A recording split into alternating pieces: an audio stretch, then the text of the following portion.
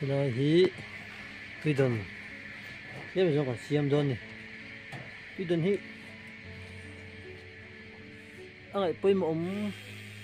giờ và Tuidawn Siam nó cho lái tổ bơi thì mấy thế mà sẽ là rất lái luôn nhỉ cần rất đúng chưa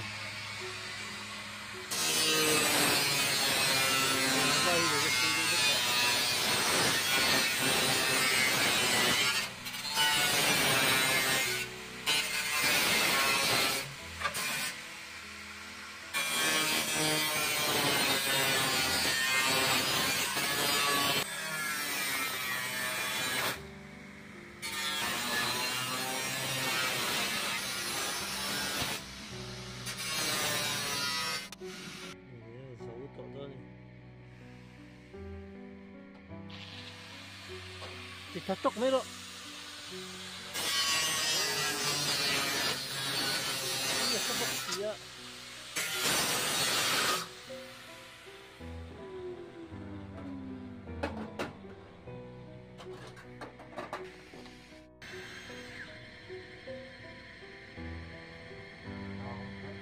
khu là khu thọ tê à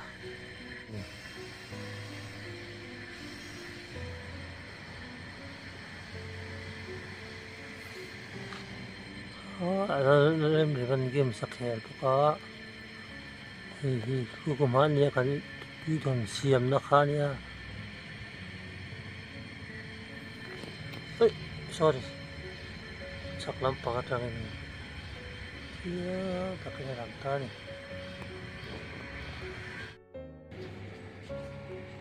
Tuidawn rồi chụp to xin khán chùm khán mồi nè rẻ vắt to nhỉ mồi nó dùng bộ liệt khu vắt tại hiện sa bị tiklo choกันvô sắc nga tin nghe ti te reng ni mani apa kan vô sắc to boi to khop ma ya rồi here Tuidawn to kan ship thar le do na mo thôi ôm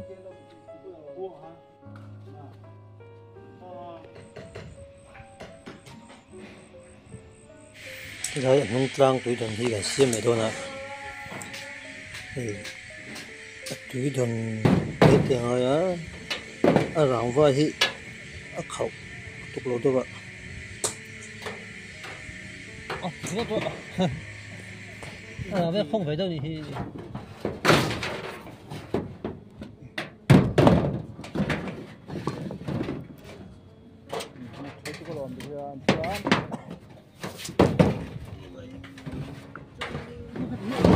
chứ hết là mà vừa ta mới tí theo hết mà hình dung nào đâu xí hết mà hình dung à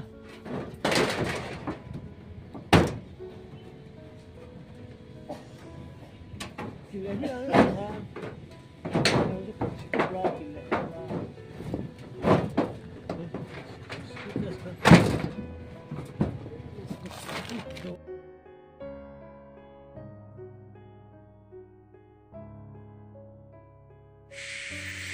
rằng vậy thế mình nó khẩu về đấy hết cả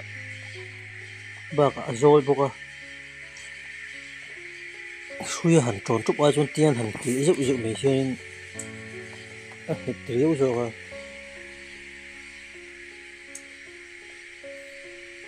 rồi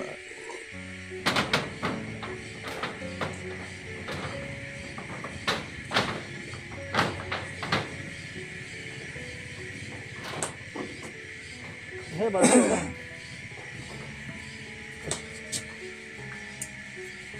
vẫn lúc về chứ bị về là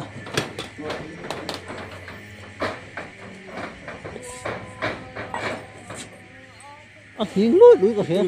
cô không thể xe chuông cái gì cái cuồng thì nghe lắm thân bị dễ quá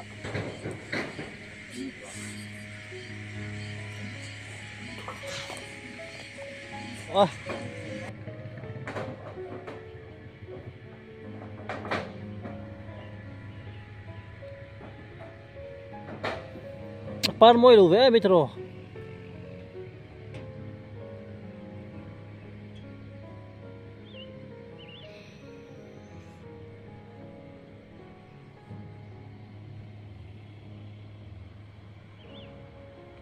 Xuống à?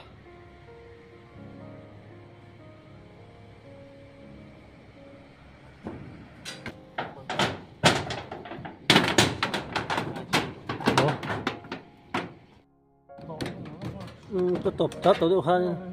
el khang kan kiti đó nha kami luang rak khai rap su itu lai rap su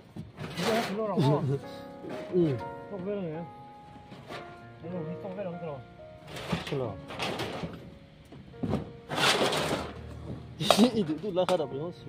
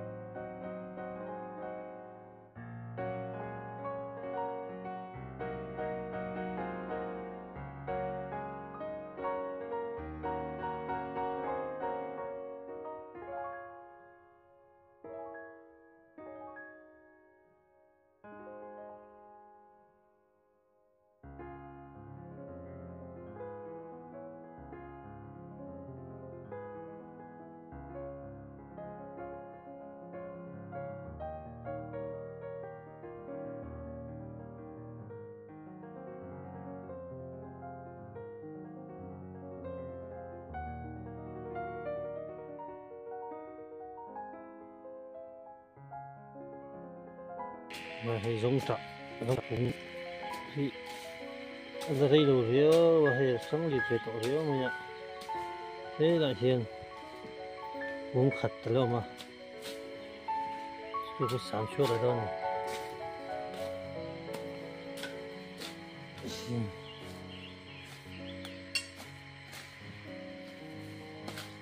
thui nấm trả lim mà sáng phai gì không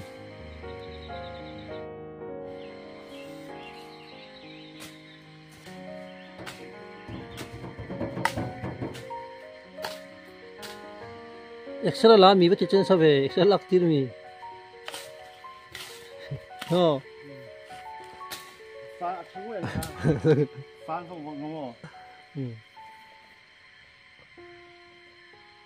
nữa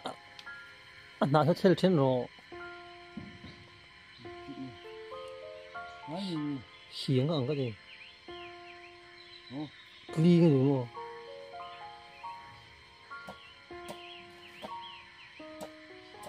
không balin bal lắm rồi bala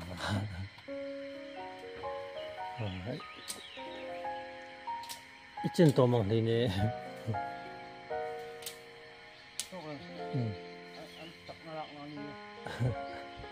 anh thọ lạc lắm rồi anh lâu thọ thầy lớn quá rồi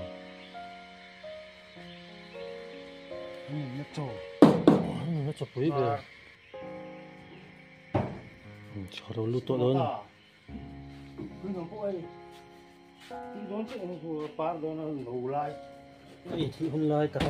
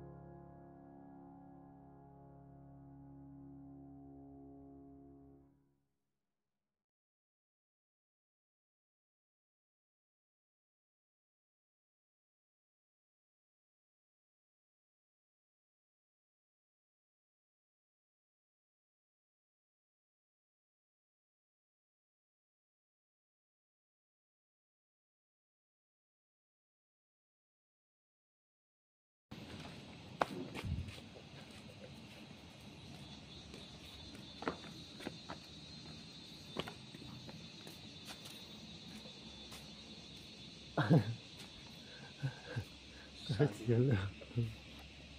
Ngô lắm không.